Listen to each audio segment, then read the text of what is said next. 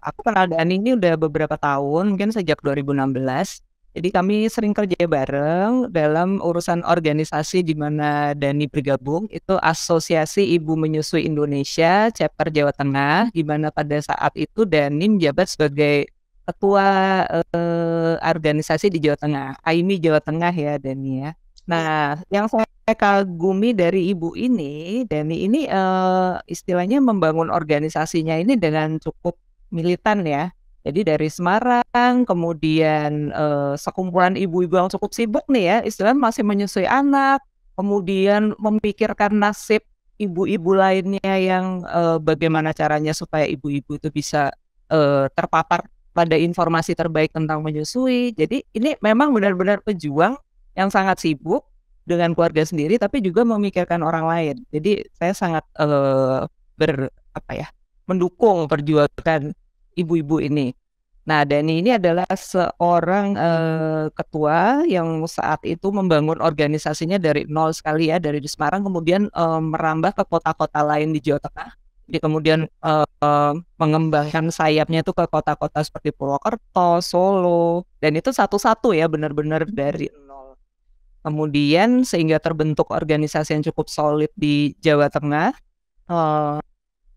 Kemudian ibu-ibu ini masing-masing mengambil sertifikasi untuk bisa memberikan konseling kepada ibu-ibu lainnya.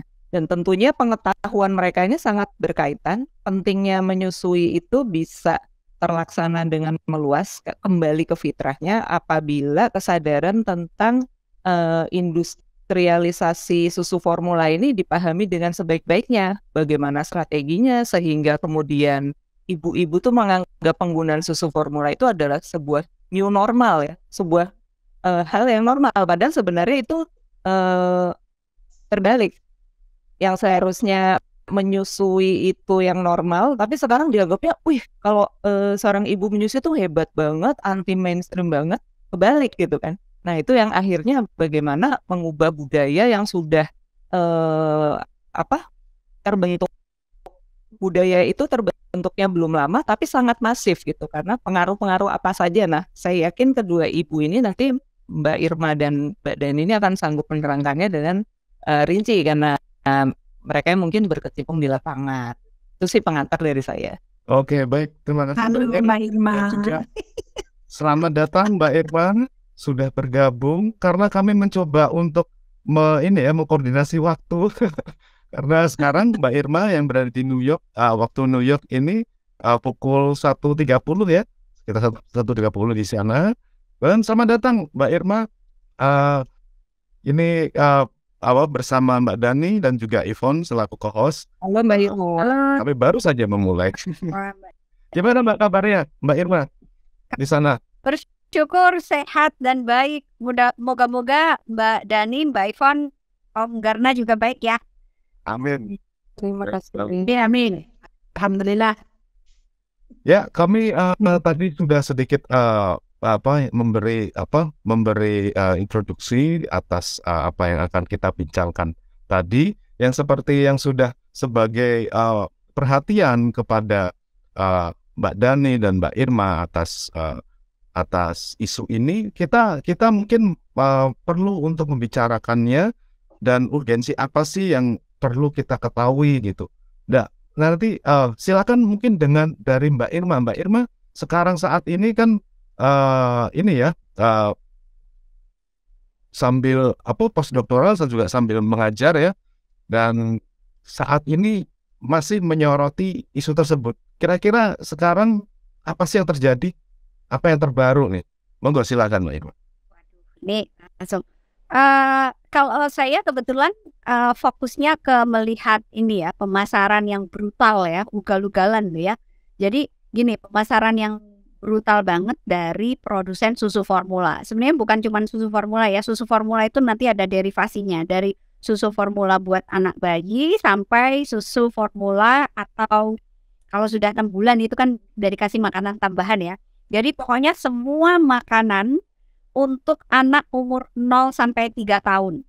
Nah, tapi kalau kita tuh sebenarnya bahasa yang tepat semua makanan atau minuman atau apa aja yang diperuntukkan atau dijual untuk anak umur 0 sampai 3 tahun yang bisa menggantikan ASI baik sebagian maupun sepenuhnya gitu. Jadi kalau misalnya anak umur 6 bulan ini ya, anak umur 6 bulan kemudian dikasih serealia gitu ya.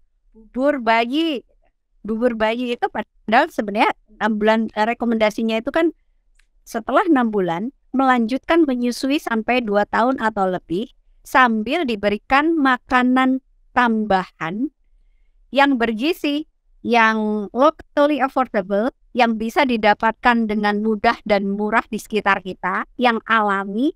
Dan di Indonesia tuh masih beruntung banget, ibu masih bisa masak sendiri di rumah, masih punya banyak waktu gitu. Olahan rumahan gitu, bukan pabrikan intinya gitu. Nah, menyorotinya yaitu pemasaran yang brutal yang dilakukan oleh produsen susu formula dan seluruh makanan dan minuman buat anak umur 0 sampai 3 tahun yang ada di Indonesia. Nah, ini mereka tuh udah para produsen industri makanan bayi ini ya, ini udah seenak-enaknya aja nih. Sekarang tuh udah bablas angine ya ibaratnya. Jadi mereka itu pemasarannya itu bukan cuman jual atau iklan, tetapi mereka itu mendekati dokter-dokter anak, mendekati organisasi profesi kesehatan, dokter, bidan misalnya ya, mendekati fasilitas kesehatan, bukan cuman rumah sakit, tapi juga puskesmas misalnya, tapi juga satuan-satuan atau unit-unit yang bergerak di bidang kesehatan ibu dan anak untuk diajak kerjasama gitu, kerjasama di bidang kesehatan, di bidang gizi gitu. Tapi padahal itulah mereka tuh melakukan pemasaran terselubung. Jadi sambil pura-pura, oke, saya nih ini fenomena ini banyak ini ya terjadi ya di Instagram itu sering banget ibu-ibu posting, di Facebook juga sering banget diposting, bahkan diposting oleh tenaga kesehatan yang terlibat di dalamnya ya. Jadi mereka ini pura-pura bantuin masyarakat, bantuin para ibu, bantuin para tenaga kesehatan. Oke, saya bantu nih riset, saya bantu nih program ABC yang berkaitan dengan kesehatan ibu dan anak. Tapi pada saat yang sama sebenarnya mereka tuh promosi. Kalau kalau Mbak Ivon, Mas Garna, Mbak Dani gitu ya, misalnya saya bantu. Oke yuk, apa nih Mbak, aku kesulitan nih Mbak, aku boleh nggak minta tolong dipinjemin buku apa gitu misalnya ya. Aku ada misalnya bukunya langka banget. Nah itu pasti berhutang budi nggak? Atau sekedar kita ketemu di jalan, di kantor pos mau nulis alamat, kirim surat, nggak punya pulpen, saya ada pulpen. Itu kan jadinya wah hutang budi baik banget ini, orang bisa minjemin pulpen sana. Loh, ini mendukung ngasih uang untuk mendukung penelitian, ngasih uang untuk bikin meeting Instagram kayak gini misalnya, ngasih produk bagi-bagi gitu. Nah, itu yang mereka lakukan. Dan itu adalah pemasaran yang ugal-ugalan dan itu sebenarnya melanggar ada yang namanya Kode Internasional Pemasaran semua produk makanan bayi dan anak untuk anak di bawah 3 tahun. Nah, ini dikeluarkan aturan global, aturannya WHO, dan Indonesia harusnya juga tunduk pada aturan itu. Nah, itu sekarang saya yang menyorot itu. Tapi ini nanti kita bisa ngobrol lagi, tapi ini banyak orang yang belum paham dan bahkan banyak nakes atau bahkan kantor-kantor ya, kantor-kantor di bidang kesehatan, otoritas itu juga belum paham, belum mengerti bahwa yang mereka lakukan itu sebenarnya tidak boleh. Itu dulu kali ya. Baik, terima kasih Mbak ya. Tadi sepertinya memang ini ya sangat pelik. Tapi Ivon, kira-kira bagaimana menurut kamu untuk bisa lanjut soal ini? Iya, ini Mbak Irma ini kan mengambil spesialisasinya di isu itu ya.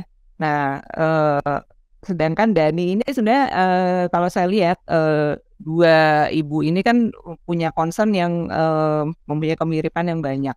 Artinya yang terjadi di Jawa Tengah ini sangat dikuasai oleh Dani. Mungkin bisa bercerita bagaimana perjuangan ibu-ibu itu yang diintervensi ketika baru saja melahirkan bayi jebret gitu ya, langsung mendapatkan intervensi yang sangat tidak etis itu. Dani mungkin yang bisa cerita dan pengalaman-pengalaman buruk di lapangan gitu, supaya Oke. orang awam ya, misalnya calon bapak kayak Garna atau bapak-bapak yang masih punya anak usia menyusui nantinya akan bisa siap dengan metode-metode yang dilakukan oleh korporasi seperti itu. Oke, kalau aku boleh cerita, mungkin aku dari sharing pengalaman dulu. Aku punya anak 3, yang aku sukses menyusui itu hanya anak kedua dan ketiga. Anak pertama dulu lahir tahun 2003, saat waktu itu aku tahu menyusui baik, tapi aku tidak tahu ilmunya. Mulai dari hamil. Pada saat hamil itu kan ibu-ibu cek kehamilan ke rumah sakit. Nah, di rumah sakit itu kemudian rumah sakit itu pada waktu menunggu di ruang tunggu itu sudah ada poster-poster di rumah sakit itu. Mungkin rumah sakit itu ada kerjasama dengan produsen, jadi sudah ada poster mulai dari poster tentang kehamilan, tapi di poster itu ada logo dari produsen susu.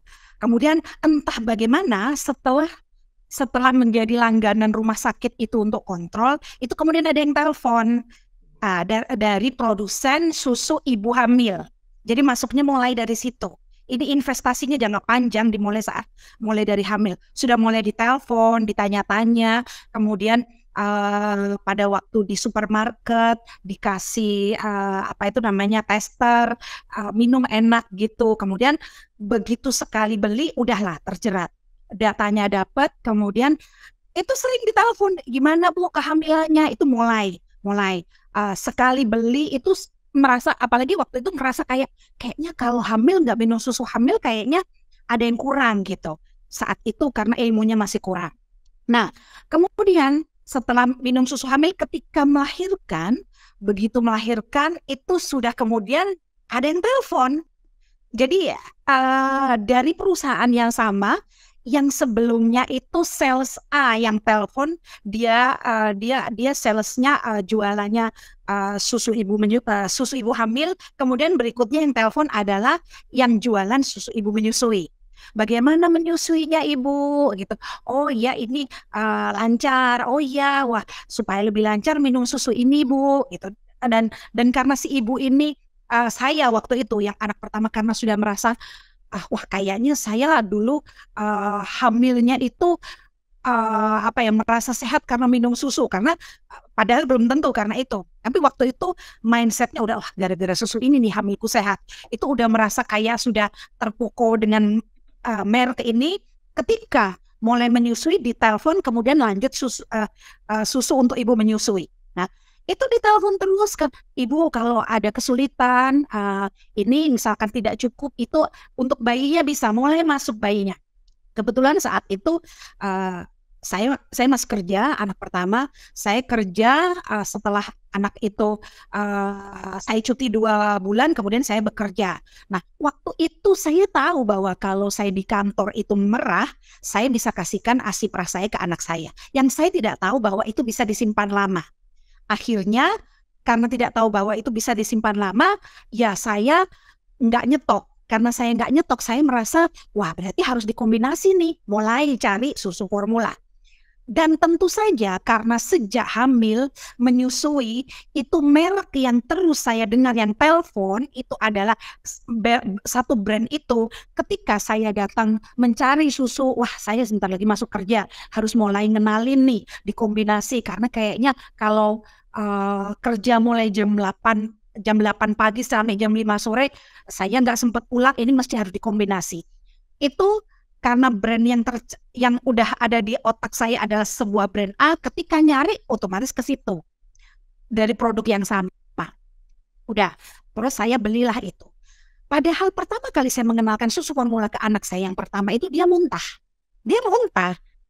Memang nggak cocok gitu. Tapi waktu itu saya pikir, aduh kok muntah, nanti dicoba lagi. Karena nggak ngerti gitu loh. Karena pada waktu konsul ke dokter pun itu dianggap hal yang biasa, malah dokternya merekomendasikan. Dokternya, iya Bu, kalau nggak cocok ini bisa coba yang lain. Nah, mungkin beliau kerjasamanya dengan susu yang lain. Nah, kemudian setelah coba lagi, sampai akhirnya dia anak ini mau, kemudian masuklah kerja, itu sudah combine. Udah combine, pada waktu saya di rumah saya nyusuin, tetapi pada waktu saya tinggal kerja dia dikasih susu formula.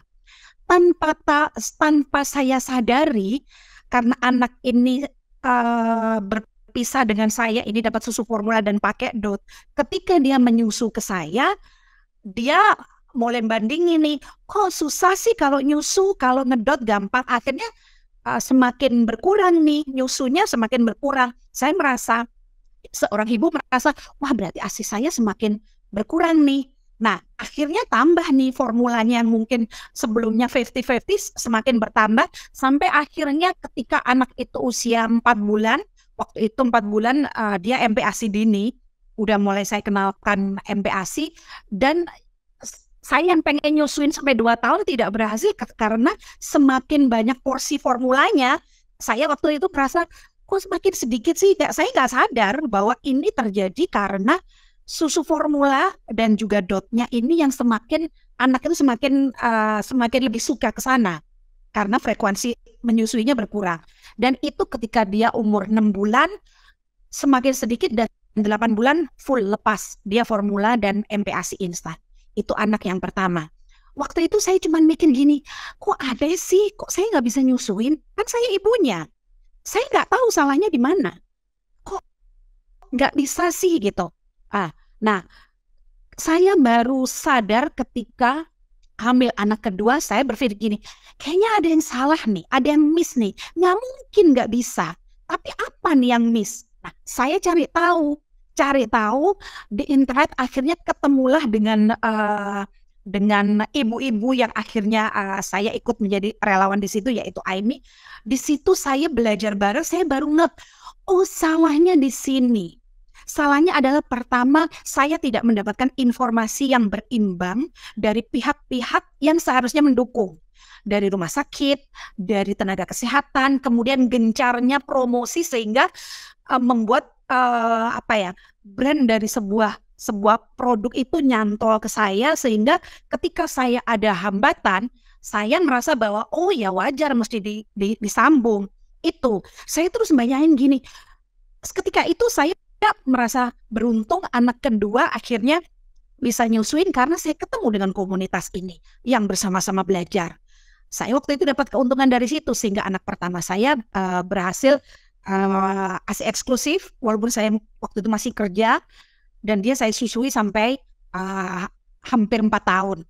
Tapi waktu itu yang saya berpikir, saya beruntung ketemu komunitas ini. Bagaimana dengan yang tidak? Bagaimana mereka yang ibu-ibu yang informasi yang mereka terima hanya iklan, kemudian hanya dari tenaga kesehatan atau fasilitas kesehatan yang kerjasama. Mereka nggak pernah dapat informasi yang seimbang. Nah, dari sinilah kemudian kami mulai bersama-sama mengkampanyekan mengenai menyusui ini. Dari sini kami akhirnya melihat bahwa ternyata masalahnya tidak sesederhana hanya kampanye mengedukasi. Kami melihat bahwa ini memang benar banget kata Mbak Irma bahwa promosi yang brutal ini merupakan, bisa dikatakan, pengaruh yang luar biasa besar. Tetapi bukan hanya itu, yang namanya mitos mengenai menyusui itu juga sangat membuat ibu-ibu itu menjadi tidak berdaya. Dan mitos ini juga dimanfaatkan oleh produsen. Mitos ini seperti kalau bekerja nggak bisa nyusuin. Terus kemudian mitos kalau nyusuin nanti ibunya jadi begini. Banyak sekali mitos-mitos mengenai menyusui. Mitos-mitos ini juga dimanfaatkan produsen untuk membuat konten iklannya gitu. Jadi kalau ibu merasa seperti, jadi seolah-olah produsen ini membangun image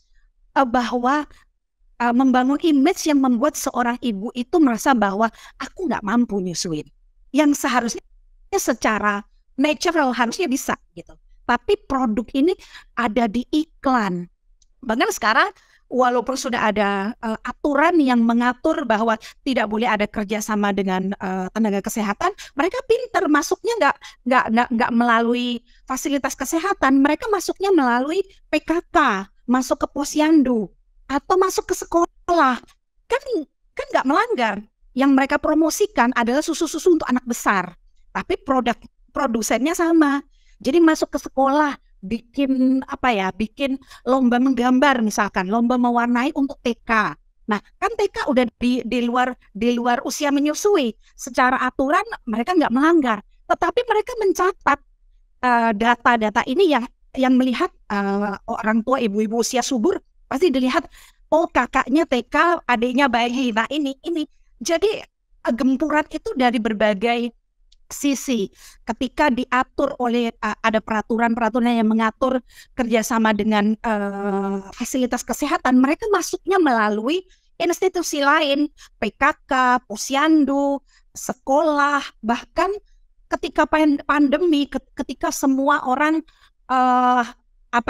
banyak pertemuan atau webinar, itu yang namanya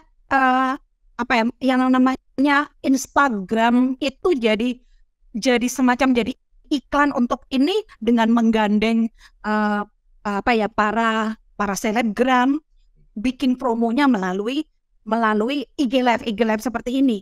Itu masif sekali. Itu kalau yang bisa saya ceritakan dari pengalaman saya. Dan mungkin Mbak Yvonne tadi udah dibahas belum ya? Jadi kita tuh terlalu banyak ngomong. Aku sama Mbak Dani ini epiknya sama ini sama perusahaan itu ya. Tapi sebenarnya apa sih yang salah gitu? Kenapa mereka salah? Itu mungkin tadi kita belum obrolin. Jadi gini, yang namanya orang jualan, yang namanya marketing itu wajar di mana-mana ya. Kalau kita punya produk ya mau kita iklan. Itu supaya kita, itu bagian dari ekonomi survival, supaya kita bisa survive, hidup gitu ya. Nah, tapi yang sebenarnya ada kesalahan yang cukup fatal. Kenapa Mbak Dani dan Aininya gitu ya, itu berjuang untuk mendukung menyusui, dan juga kenapa saya fokus untuk istilahnya di kesehatan itu ada yang namanya commercial determinants of health. Jadi faktor komersial yang menentukan kesehatan kita. Karena gini, menyusui itu manfaatnya luar biasa banyak. Semua orang udah tahu, perusahaan susu formula pun juga udah tahu, bisa menyehatkan anak dan ibu. Bukan hanya itu, tapi juga bisa menyelamatkan jiwa anak dan ibu, terutama anak-anak bayi.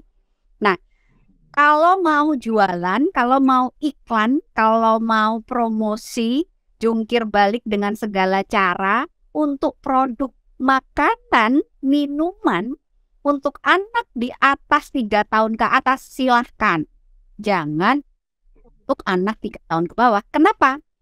Studinya udah banyak segunung, dari waktu ke waktu meskipun diulang terus, itu sudah menunjukkan kalau seorang ibu dan seorang bayi kehilangan kesempatan untuk menyusui dan disusui, itu bisa menyebabkan, buat ibu ya, bisa meningkatkan risiko kanker payudara, kanker ovarium, itu yang sudah pasti. Kemudian buat anak, itu gampang sakit.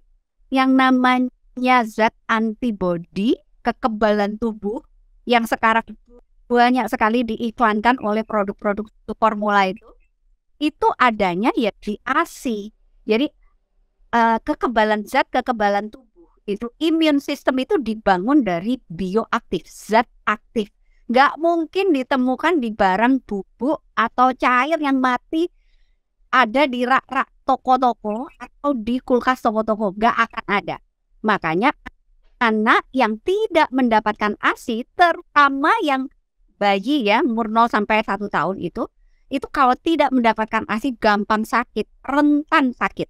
Tapi coba, nanti PR buat Mbak Yvonne, Mas Garna, dan teman-teman yang nonton kali ya, cek iklan. Berapa, nemu nggak iklan susu formula yang oke, ini bisa meningkatkan imunitas atau kekebalan tubuh. Nah, itu penelitiannya juga sudah ada bahwa itu hoax. nggak ada itu yang namanya bubuk atau liquid zat mati pabrikan yang sudah dijual secara massal berhari-hari, berbulan-bulan di toko-toko mengandung zat kekebalan tubuh. Nah itu nggak ada. Itu yang paling penting. Makanya anak gampang infeksi. Kalau udah gampang infeksi, gampang sakit. Dan itu kalau datanya ya secara global itu ya, kalau anak nggak mendapatkan kesempatan menyusu atau mendapat ASI gitu ya, itu sekitar lebih dari 820.000 anak meninggal setiap tahunnya hanya gara-gara ini. Kehilangan kesempatan untuk karena apa? Yang kayak diceritain Mbak Dani tadi. Karena ya orang iklannya menarik-menarik. Lah orang aku dikasih tahu sama dokter kok disuruh ngasih itu kayaknya itu sebenarnya kenapa sih kok kita itu bukan ngotot ya. Sebenarnya kami ini berjuang untuk meningkatkan kesadaran, pemahaman, wawasan banyak-banyaknya ibu, calon bapak dan semua orang lah ya tentang sebenarnya ini hal yang sangat basic, mendasar yang harus diketahui banyak orang. Gitu. Iya. Ya dari situ selamatkan nyawa. Selamatkan nyawa ya. Itu sangat poin penting ya ketika bagaimana ya ini sebegitu sistematisnya gitu hingga bahkan seperti juga yang disampaikan bahwa pun mereka pun disampaikan Mbak Dani bahwa bisa sampai masuk ke komunitas-komunitas hingga sampai ke posyandu dan sebagainya karena kurangnya informasi pun bahkan saya sendiri mungkin ya bahkan bisa saja terlalu telat tapi tidak ada waktunya telat tapi sebenarnya nanti kita akan bahas juga ya mungkin tadi Mbak Irma sendiri juga mengatakan kalau oke nanti setelah 3 tahun yang penting ada kesempatan memberi untuk bayi mendapatkan ASI gitu ya. Nah, lalu untuk sebelum nanti kita akan membahas lebih lanjut, saya akan mau menyapa teman-teman ya yang sudah menyaksikan. Terima kasih banyak hingga saat ini kami di Kaum Kera Podcast bersama Mbak Dani dan Mbak Irma dan juga Mbak Yvonne. Dan Mbak Irma sendiri ini sekarang berada di upstate New York di Amerika yang sekarang melangsungkan program doktoral dan juga sekali ngajar juga ya di St. Lawrence University dan karena Mbak Irma sendiri memang sudah concern terhadap public health activism yang kita juga kenal Mbak Irma juga sebagai musisi juga ya dan juga di pandai besi juga gitu mungkin dan tadi sudah disampaikan juga kami terima kasih teman-teman yang sudah bergabung. Nantinya bagi teman-teman yang terlewatkan atau mungkin nanti sekadar mampir karena belum ada waktu, nanti podcast ini nanti akan di-re-upload lagi di Instagram AK47 Grind dan juga nanti di YouTube AK47 Grind juga. Gitu. Terima kasih. Kemudian mari kita lanjutkan lagi. Kira-kira Yvonne apa ya kita lihat selama ini karena mungkin Yvonne sendiri juga seorang ibu. Saya pun ingin tahu gitu bagaimana mungkin juga mewakili yang belum tahu gitu. Lalu susu formula itu sendiri itu kapan kapan sih bisa dikonsumsi dan susu formulanya yang apa sih gitu loh ya. Kira-kira itu benar-benar yang ini sesuai gitu. Monggo silakan Mbak Dani. Oke. Kalau bicara susu formula itu terus kapan dibutuhkan? Jadi gini, sebenarnya susu formula sebenarnya yang kita dalam tanda petik kita perangi itu bukan susu formulanya, tetapi promosinya yang tidak etis itu. Jadi kadang-kadang ketika kita kampanye itu ada yang menyampaikan loh, tapi kan kalau susu formula berarti kan susu formula tapi kan tetap penting. Ya, susu formula itu penting digunakan pada kondisi-kondisi tertentu. Kondisi tertentu itu sebenarnya sudah ada aturannya juga di PP 33 tahun 2012 ya kalau nggak salah. Misalkan pada kondisi pada waktu ibu melahirkan itu ada kondisi khusus sehingga si ibu itu tidak bisa menyusui. Misalkan si ibu itu sakit berat sehingga dia harus dirawat khusus dan si ibu ini tidak sadar, misalkan seperti itu, tidak sadar atau kondisinya itu kritis sehingga tidak bisa menyusui. Saat itu susu formula dibutuhkan. Atau misalkan si bayi lahir ada itu dari kondisi ibu ya, dari kondisi ibu. Bisa juga si ibu itu ada masalah psikiatri atau misalkan dia membutuhkan obat-obatan yang membuat yang itu berpengaruh kepada masuk ke dalam ASI. Ada yang terkait dengan obat-obatan apa ya Mbak, psikotropika ya Mbak ya, yang terkait dengan mungkin si ibu punya masalah mental sehingga harus minum obat-obatan yang membuat itu masuk ke dalam ASI. Atau misalkan si ibu ada sakit seperti sakit kanker sehingga harus kemoterapi. Nah, yang seperti itu. Nah, kalau kondisi itu kondisi ibu. Kemudian si ibu mungkin ada kondisi yang tadi saya bilang dia harus dirawat di ICU dan dia tidak sadar. Kemudian kalau dari kondisi bayi itu ada penyakit-penyakit khusus yang memang bayi itu tidak bisa minum ASI. Itu ada juga aturannya ada di PP 33 tahun 2012. Kemudian juga bayinya lahirnya berat badannya sangat rendah, sementara mungkin ibunya juga saat itu kondisi mentalnya juga belum stabil sehingga membutuhkan bantuan susu formula untuk sampai berat badannya berat badannya cukup, itu kondisi seperti itu. Jadi susu formula di sini kalau kita lihat dibutuhkan satu saat emergency sesuai dengan kondisi medis yang sudah ditentukan di peraturan pemerintah. Yang kedua sementara. Dan yang bisa merekomendasikan hanyalah tenaga kesehatan. Bukan dipromosikan komersial di media massa, karena kalau dipromosikan secara komersial di media massa itu si ibu pada waktu memilih berdasarkan iklan, itu tidak dipromosikan seperti itu. Jadi memang harusnya terbatas. Jadi seperti obat, susu formula itu seperti obat, dibutuhkan saat ada kondisi medis tertentu yang terjadi pada ibu atau bayi, dan itu sementara sampai kondisinya itu si ibu atau bayinya membaik sehingga bisa menyusui kembali. Prinsip utamanya seperti itu, sehingga tidak perlu diiklankan besar-besar. Tapi perlu untuk diresepkan pada kondisi itu. Seperti obat kan perlunya diresepkan sesuai dengan kondisi medis. Bukan dibeli di warung gitu. Susu formula seperti itu. Nah, aku kalau melihat seperti itu, kejadiannya kan jarang kan sebenarnya. Kondisi-kondisi yang membutuhkan susu formula itu kondisi yang sangat jarang. Karena sangat jarang, berarti memang tidak perlu promosi masif di media massa.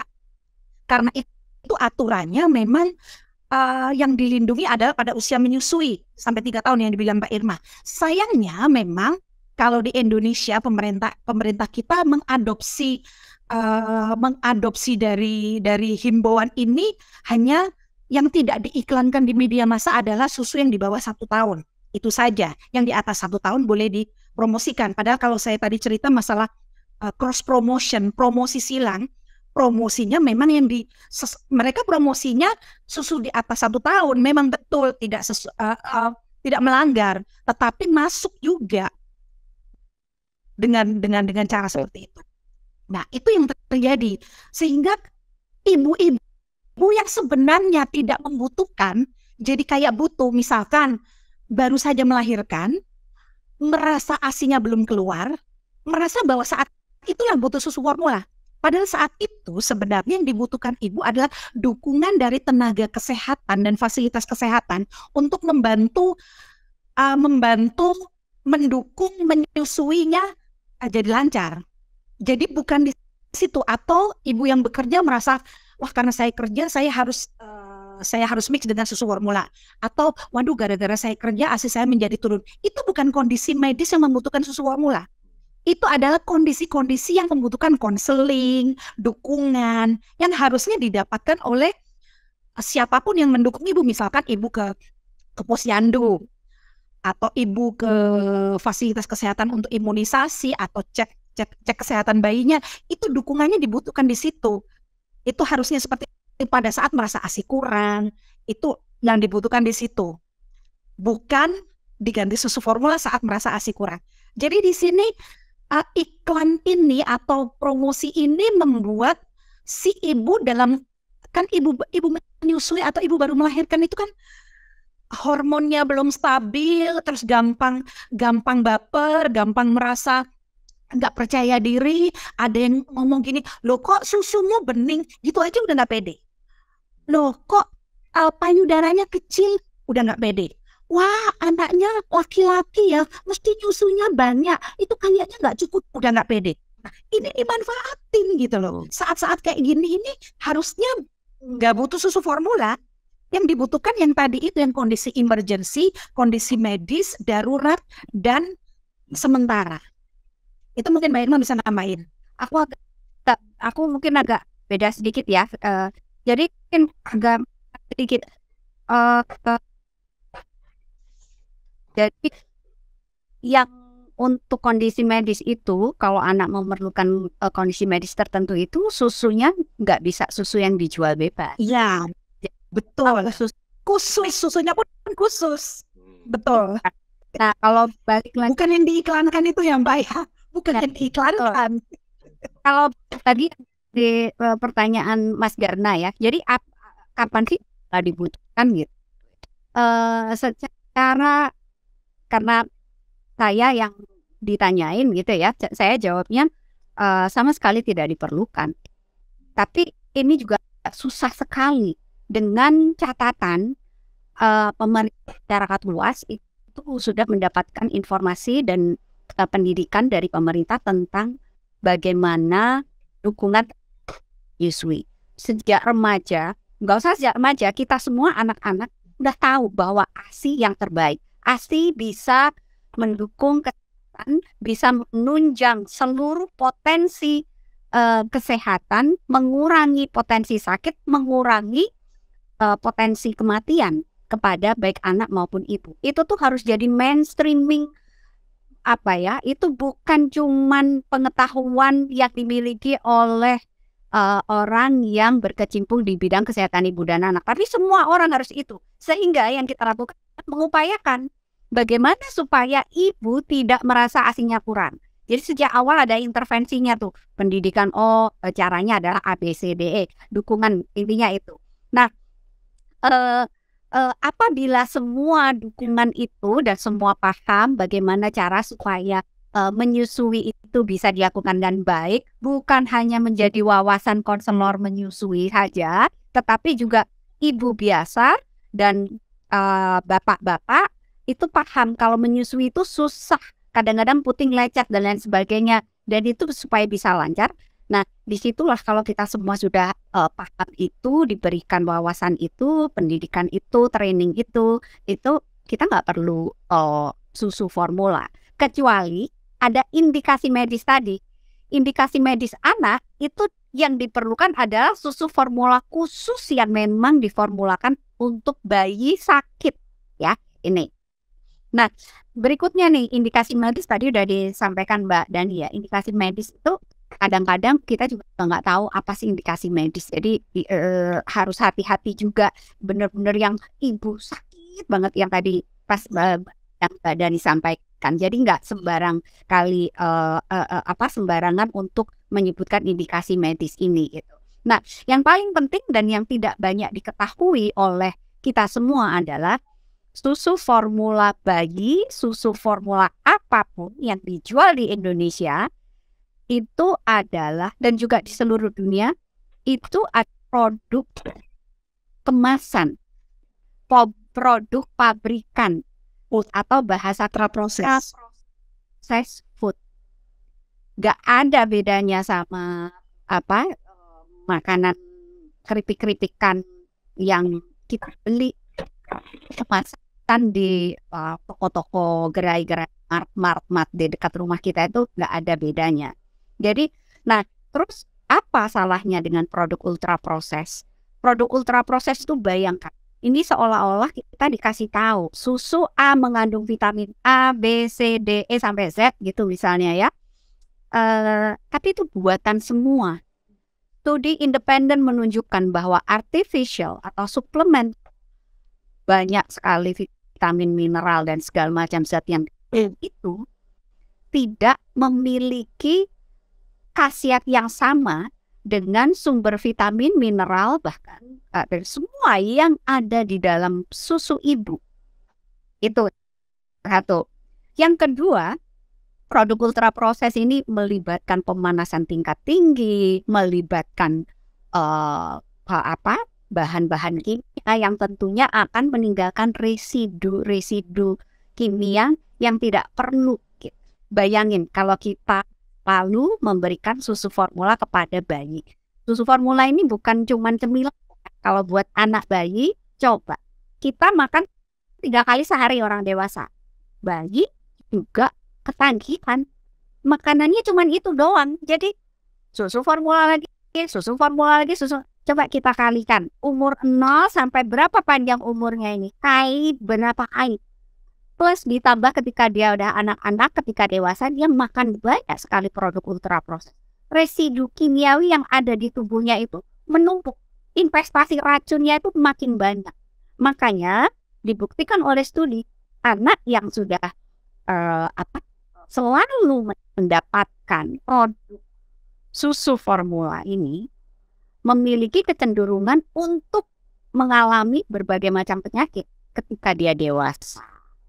Yang pasti itu ya obesitas, diabetes, berbagai macam cardiovascular disease, penyakit jantung ini lagi ngetren banget di mana-mana ya, di Indonesia juga. Nah itu jangan salahin, wah kamu suka makan ati, repelon dan lain sebagainya aja, jangan salahin itu aja. Tetapi juga investasi makanan buruk yang tidak perlu, yang mengandung banyak residu-residu yang tidak dibutuhkan atau justru merusak tubuh, apa saja yang diberikan dari bayi sampai itu. Jadi kalau karena ditanyakan ke kami, tidak kan, tetapi ini butuh kerja keras kita semua gitu. Kenapa kok tidak diperlukan? Loh, ASI itu ibaratnya gratis. Nggak gratis sih. Kalau saya ingat ketika saya menyusui anak saya pengen makan banyak banget. Makanannya berporsi-porsi gitu. Jadi ya nambahlah beras yang biasanya sebulan berapa kilo, mungkin lebih gitu. Misalnya gitu. Tapi anyway, itu gratis sebenarnya apabila dibandingkan dengan beli susu formula. Satu itu. Yang kedua, mengurangi beban biaya sakit ya. Itu. Tinggal pengetahuan aja dan wawasan mungkin yang perlu di edukasi ke masyarakat, dan juga yang pasti tenaga kesehatan. Belum tentu semua tenaga kesehatan itu tahu atau terupdate dengan perkembangan bahwa produk ini berbahaya. Justru yang sekarang kayaknya malah belok ya, malah kan banyak sekali males kata oknum ya, banyak sekali ahli juga sebenarnya mengencourage untuk menggunakan produk buatan atau produk kemasan. Gitu. Jadi tidak perlu, kecuali ada itu tadi ya, indikasi medis. Karena satu lagi saya lupa tadi. Satu lagi, karena makanan tambahan pun itu bisa didapatkan daripada minum sebotol susu yang katanya mengandung ABC itu. Lebih baik kasih makan anak nasi, ada sop, sudah banyak sekali warnanya, warna-warni, ada wortel, tomat, seledri, kol, apa segala macam warnanya, pokoknya merah, kuning, hijau, semua sayuran dimasukkan di situ, telur, tahu, tempe, teri, itu luar biasa kandungan. Kalau orang maunya kan kalau minum susu formula itu biar kalsium ya. Tapi tahu, tempe, cukup buah-buah. Itu sudah cukup. Jadi ngapain beli susu formula, udah makan yang ada di rumah, minum air putih aja, minum teh juga bisa, minum jus bikin sendiri juga bisa. Itu juga sudah imbang dengan segelas susu. Bahkan tidak ada residu akibat ultra proses pembuatan susu formula itu. Kayaknya ini masalah mindset sih Mbak ya. Kayaknya mindset anak-anak kalau nggak minum susu itu ada yang kurang. Itu yang masih banyak terjadi. Jadi kayak di sekolah-sekolah gurunya kalau nanyain udah lama nggak ada 4 sehat 5 sempurna, tetapi masih merasa kayaknya kalau anak nggak minum susu itu kayaknya aneh. Itu mindset yang kayak jadi kebiasaan gitu loh. Itu yang kan kita, dan yang salah bukan mindset kita. Yang salah adalah buat kita memiliki mindset itu. Siapa? Ya itu perusahaan yang berusaha untuk mendapatkan hasil sebanyak-banyaknya dari produk jualannya.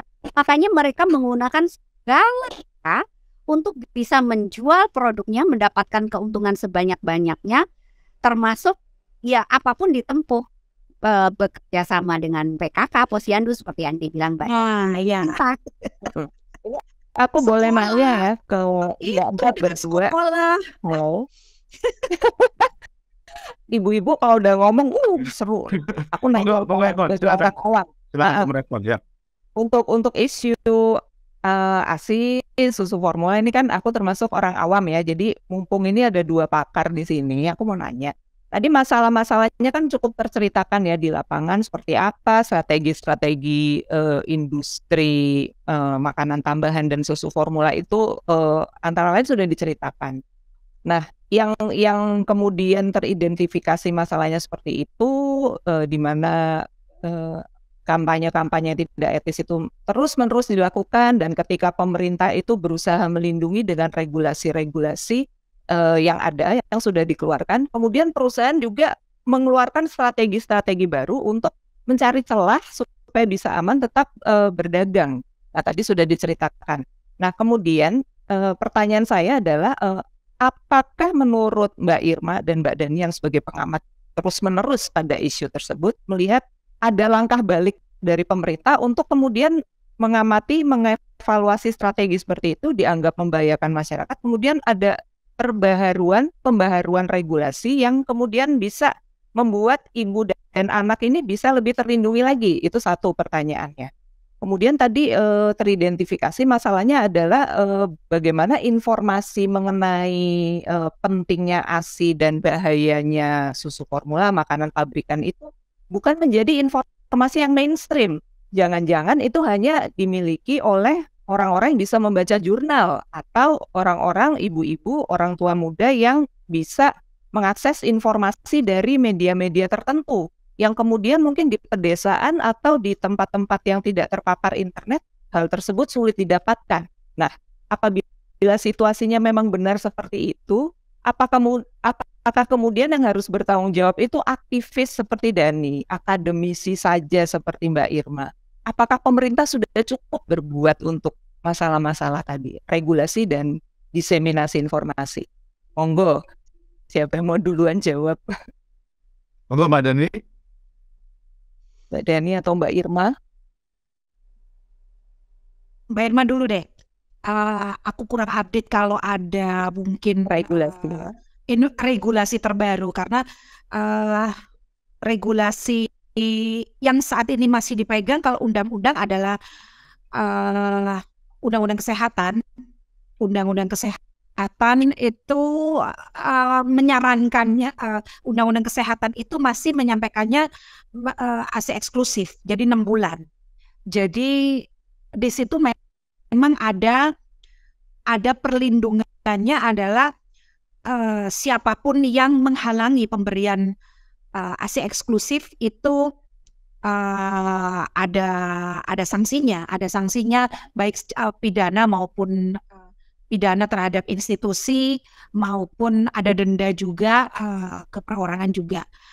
Tapi selama ini saya belum pernah mendengar ada institusi kesehatan, fasilitas kesehatan atau tenaga kesehatan yang terjerat di Kena kena sanksi. Belum pernah dengar. Yang saya tahu sih kena sanksi sosial. Oh. Yang saya tahu kena sanksi sosial karena ya diekspos ke media sosial, misalkan seperti itu. Tetapi secara saya juga kalau lapor ke pemerintah, lapornya kemana gitu. Nah ini Mbak Irma mungkin bisa cerita nih. Mbak Irma punya pengalaman nih mengenai masyarakat itu bisa lapor. Masyarakat bisa lapor, ada metodenya dan itu juga bisa juga membantu untuk memberikan informasi atau advokasi ke pemerintah. Mungkin ini Mbak Irma bisa bicara banyak. Cuman selama ini memang yang saya tahu seperti kami pernah mendampingi ibu yang di rumah sakit itu juga mereka kalau sudah kita tanya bagaimana Bu, bagaimana kalau kita bantu untuk advokasi untuk bisa menuntut rumah sakit misalkan, mereka nggak berani, udah mundur. Padahal mereka dipisahkan, kemudian dipersulit gitu loh. Karena kan rumah sakit tidak boleh memberikan susu formula tanpa tanda tangan persetujuan ibu. Itu ada. Tapi mereka melakukan cara lain supaya ibu mau nggak mau tanda tangan. Seperti dipisahkan, dikatakan ibunya ada sakit ini, atau bagaimana dipisahkan sehingga si ibu merasa bahwa wah kayaknya memang perlu tanda tangan kasih itu, atau seperti ditakut-takuti adik belum pipis, karena belum pipis ini ada dehidrasi atau bagaimana itu, sehingga ibu gimana, mereka akhirnya ibu merasa harus tanda tangan surat itu. Kami di AMI Jatel pernah mendampingi sampai akhirnya si ibu bisa dirawat gabung. Waktu itu dipisahkan karena alasannya si ibu sakit apa yang menurut kami itu bukan termasuk indikasi medis. Akhirnya bisa bertemu. Tetapi ketika kami bantu, bagaimana Bu, kami tawarkan, kami bantu untuk komplain ke rumah sakit. Jadi secara legal komplain ke rumah sakit. Waktu itu kita sih nggak sampai kita adukan ke pemerintah atau apa, tapi komplain ke rumah sakit, bikin surat, nggak berani gitu. Jadi ibu itu, keluarga itu pada posisi bahwa nggak sampai segitunya lah memperjuangkannya. Itu mereka kalau udah masuk ke ranah hukum mereka nggak berani. Mungkin Mbak Irma bisa nambahin ini yang terkait dengan bagaimana masyarakat bisa berkontribusi melaporkan, terus bagaimana ini. Oke, hanya regulasi ya, update regulasi dan kemudian bagaimana mainstreaming informasi ini. Update regulasi dari waktu ke waktu ada ya. Pemerintah tuh merespon dari waktu ke waktu tuh. Tadi Mbak Dani menyampaikan. Tapi sayangnya gini, Indonesia itu termasuk salah satu negara yang punya banyak sekali regulasi yang melindungi menyusui nih ya. Mungkin ada bedanya. Melindungi menyusui yang kita bicarakan itu ancamannya adalah ancaman bahayanya mengkonsumsi susu formula. Yaitu kita ngomongin dari marketing, cara-cara marketing yang tidak etis tadi. Nah, sayangnya perlindungannya itu hanya menyusui secara eksklusif. Artinya apa? Hanya sampai 6 bulan. Padahal tadi di depan saya sudah sampaikan ya, 0 sampai 3 tahun harusnya. Karena itu masa keemasan ketika kita memberikan intervensi gizi yang baik, ketika kita memberikan fondasi makanan, minuman yang mendukung tumbuh kembang dan juga menggali potensi kesehatan si anak, itu masa-masa golden period, sehingga memberikan fondasi yang kuat ke depannya anak disiapkan menjadi anak yang sehat, cerdas, dan lain sebagainya, kebaikan-kebaikan itu, dan mengurangi segala macam risiko penyakit dan juga kematian. Regulasi sayangnya hanya mendukung sampai perlindungan menyusui eksklusif selama 6 bulan, termasuk di dalamnya orang-orang yang bekerja untuk menghalangi menyusui secara eksklusif ya, termasuk juga nggak boleh memasarkan produk susu formula 0 sampai 6 bulan. Nah, tapi menariknya lagi, kita itu sebenarnya punya regulasi juga, PP ya, peraturan pemerintah tentang iklan dan label pangan. Jadi PP 69 tahun 99 itu menyebutkan bahwa semua antara lain ya, cuma ada satu pasal dan kemudian nanti ada sanksinya gitu ya. Semua iklan untuk makanan bayi dan anak dari 0 sampai 1 tahun itu tidak boleh diiklankan. Jadi tidak boleh dipromosikan, tidak boleh diiklankan. Nah, padahal yang ada undang-undangnya yang levelnya lebih tinggi lagi, yaitu Undang-Undang Kesehatan nomor 36, itu adalah hanya coverage-nya itu hanya sampai 6 bulan. Jadi agak atas. Yang Undang-Undang 36 ini kalau ada orang yang melanggar, itu dendanya sampai 100 juta gitu ya. Tapi kalau yang PP ini, coverage-nya udah lebih panjang lagi nih, sampai anak 1 tahun. Produk untuk 1 tahun tuh nggak boleh diiklankan.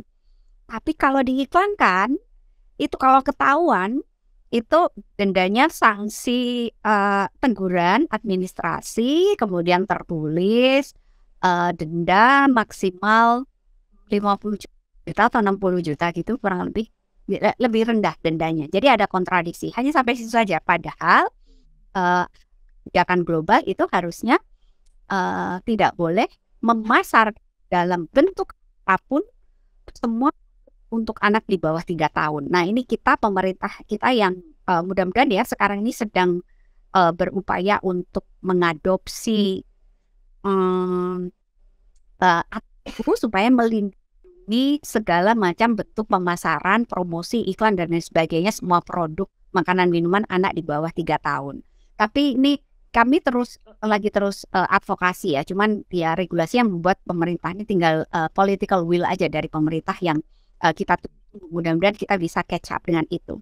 Nah, yang kedua tadi pertanyaannya adalah, oke, ini wawasan ini terbatas banget ya, apakah hanya cuma dimiliki oleh orang-orang para peneliti, orang yang berkecimpung di bidang kesehatan ibu dan anak? Bener banget Mbak Ivon. Sayang banget ini tuh sebenarnya wawasan mainstream yang harusnya pengetahuan kita semua, publik itu harus tahu bahwa manfaat ASI atau bahayanya susu formula itu apa aja untuk kesehatan dan keselamatan ibu dan anak. Itu apa aja tuh penting banget. Kita tuh gampang banget ya, kayaknya nyawa itu nggak dihargai. Apalagi kalau sakit, nyawa aja kayaknya 1 orang meninggal. 1 COVID aja yang meninggal di Indonesia berapa tuh? 150.000 lebih misalnya ya. Tapi oke, itu it's only a statistical number. Jadi angka statistik aja itu. Padahal coba bayangin kalau 1 anggota keluarga kita yang meninggal, 1 teman kita yang meninggal, kita punya memori, punya interaksi sosial, nggak akan bisa terulang lagi. Jadi kurang menghargai nyawa. Saya kira menurut saya ini perlu perbaikan moral ya untuk lebih menghargai manusia, sehingga karena itu bagaimana kita bisa menghargai manusia, bagaimana kita menghargai kehidupan. Dan dari situ kita turunkan apa yang harus kita lakukan supaya kita bisa memperbaiki kehidupan, kesehatan, kesejahteraan dan keselamatan kita semua gitu.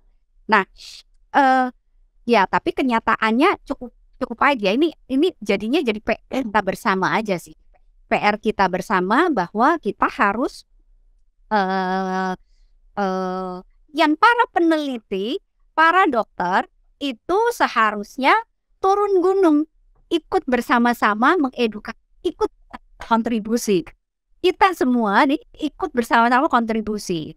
Jadi nggak berhenti di depan laptop kemudian dipublikasikan, tidak. Tetapi kita turun gunung, yuk kita bisa melakukan apa ya ini ya.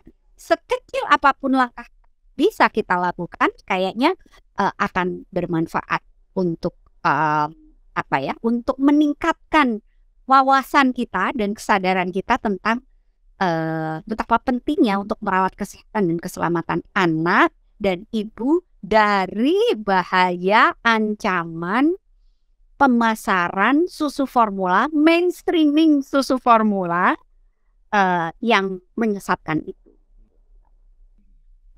Baik, sepertinya ya ini sudah memang ketika ini pelik, namun ternyata informasi ini dengan obrolan ini kami pikir juga sangat bermanfaat. Bahkan ternyata pun ya ini juga akan mempengaruhi kualitas tubuh gitu ya. dan akan juga bahkan mempengaruhi juga untuk kualitas segala nanti ketika berkembang menjadi manusia berkualitas gitu ya. Mungkin memang dari sejak dini kita bisa memiliki kesadaran itu. Mungkin sebelum kita mau menutup perjumpaan ini, mungkin 5 menit lagi kita akan tutup. Kira-kira mungkin dari Yvonne, mungkin juga atau mungkin Mbak Irma dan Mbak Dani mungkin ada sedikit sebelum kita tutup. Silakan mungkin salah satu. Aku dulu mungkin ya. Monggo. Aku mau lempar karena ini audiensnya AK47 Grand ini kan perkiraan aku ini para pria ya, mungkin yang sudah jadi bapak atau tapi mayoritas para pria. Nah, mungkin di kalangan teman-teman Garna dan sekitar circle-nya, apakah informasi ini sebenarnya sudah diketahui atau sama sekali belum gitu kan ya?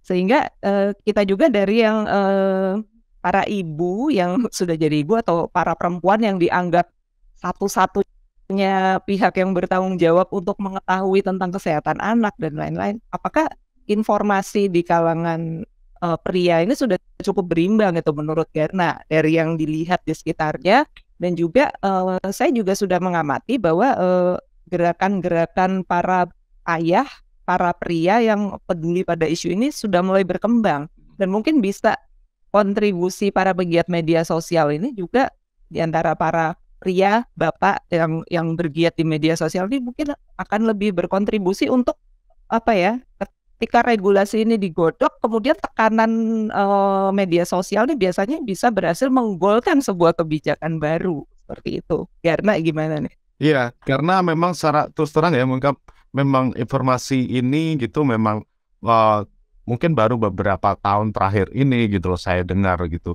dan memang akan alangkah baiknya ini akan bisa didengar mungkin mungkin lebih sebelumnya, karena saya pikir ya itu saya pun sepakat gitu bahwa memang ketika masih bayi sudah seharusnya untuk diberikan ASI gitu. Bahkan seperti kita tahu dengan konflik kepentingan seperti ini pun cukup mengagetkan bagi saya ya secara pribadi, yang membuat ternyata bahkan mereka paham bahwa ini tuh mereka sudah tahu itu, dan mereka memasarkannya bahkan hingga sampai dokter, hingga sampai mengintervensi bahkan ke komunitas dan pelayan-pelayan masyarakat. Itu sangat cukup yang bisa menjadi sebuah perhatian akhirnya ya, terutama saya pribadi bagi kami dalam platform ini yang memang kebetulan ada banyak, kalau dari statistik dari insight dari AK47 memang banyak 80% adalah pria, dan saya pikir ini seperti yang disampaikan Yvonne, mungkin melalui dengan platform yang kita punya ini adalah sedikit sesuatu mulai berkembang soal ini, agar kita akan lebih mudah untuk mengakses informasi seperti ini, dan semoga saja ini bisa bermanfaat buat kawan-kawan, dan terima kasih banyak yang sudah menyimak hingga sampai hampir 20 menit ya. Oke, mungkin kira-kira terakhir mungkin ada lagi kira-kira, kalau misalnya tidak ada akan saya tutup mungkin sedikit itu ya. Terima kasih banyak. Boleh dikit saya. Saya sepakat ini masalah peranan dari laki-laki. Ya. Bukan hanya ayah ataupun calon ayah, tetapi juga kakek, juga para pemuka masyarakat. Karena selama ini mindsetnya adalah menyusui adalah urusan perempuan, urusan ibu. Nah, kita balik lagi, sebenarnya anak adalah tanggung jawab keluarga. Anak itu kesehatannya, pengasuhannya itu yang bertanggung jawab adalah keluarga, ayah, ibu maupun keluarga besar yang punya pengaruh atau punya kontribusi untuk membesarkan anak. Jadi di sini menurut saya betul sekali bahwa peran laki-laki itu penting dalam menyusui. Dan ini risetnya juga sudah ada ya Mbak Irma ya, bahwa ayah yang mendukung menyusui itu bisa meningkatkan persentase menyusui dan keberhasilan menyusui. Itu sudah ada risetnya juga. Jadi di sini betul sekali bahwa peran laki-laki itu penting dalam menyusui. Mulai dari mendukung, terutama mendukung dalam keluarga. Kalau itu adalah pengambil keputusan atau pemuka masyarakat untuk membantu ini menyebarkan, memberikan dukungan juga. Itu sih tambahan dari saya. Baik, terima kasih banyak. Saya pikir ini sangat memantik kita semua. Kami dari Kaum Kera Podcast berterima kasih banyak atas kehadiran dan waktunya Mbak Dani dan Mbak Irma, dan juga co-host Yvonne yang sudah meluangkan waktu. Bahkan ini dini hari ya di sana ya. Kami sangat berterima kasih. Begitu, terima kasih banyak saudara-saudari. Kita berjumpa di Kaum Kera Podcast berikutnya. Salam. Sampai jumpa. Terima kasih. Thank you. Sampai jumpa. Mbak Dani.